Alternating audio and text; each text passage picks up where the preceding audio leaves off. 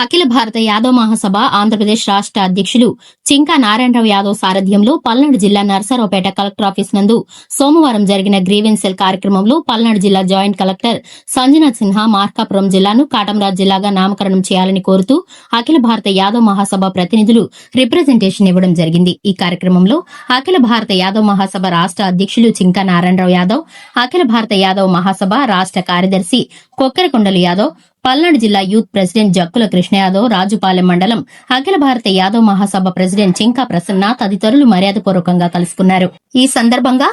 పల్నాడు జిల్లా అఖిల భారత యాదవ్ మహాసభ youth president అయినటువంటి జక్కుల కృష్ణ యాదవ్ మాట్లాడుతూ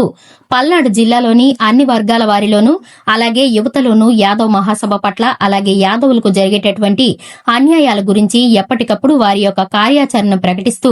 యువతలో చైతన్యాన్ని స్ఫూర్తిని కలిగిస్తూ ముందుండి అఖిల భారత యాదవ్ మహాసభకు తోడ్పాటును అందిస్తానని, యాదవులకు రాజ్యాధికారం దక్కే వరకు కూడా పల్నాడు జిల్లా యొక్క యువతలోనూ యాదవ్ మహాసభకు సంబంధించి విశేషంగా కృషి చేస్తానని పల్నాడు జిల్లా యూత్ ప్రెసిడెంట్ జక్కుల కృష్ణ యాదవ్ తెలియజేశారు.